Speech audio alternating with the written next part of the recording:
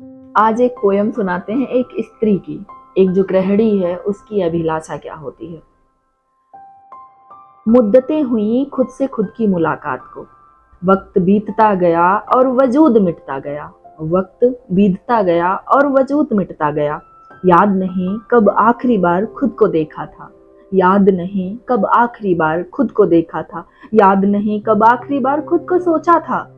याद नहीं कब आखिरी बार खुद को खुश किया था।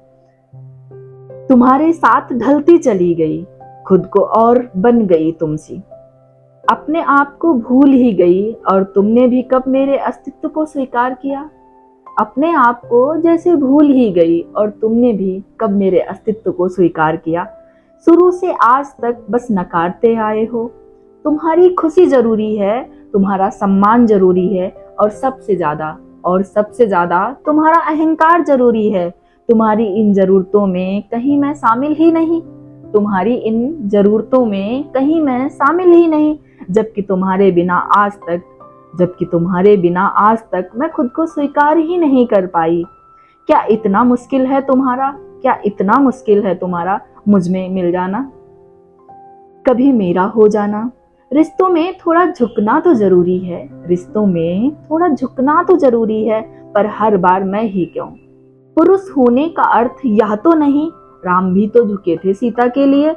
भोले भी तो हारे थे पार्वती से। और कृष्ण ने तो खुद को ही नकार दिया था राधा के सामने। जब ईश्वर स्त्री शक्ति के सामने नतमस्तक होते हैं तो क्या तुम ईश्वर से भी बड़े हो।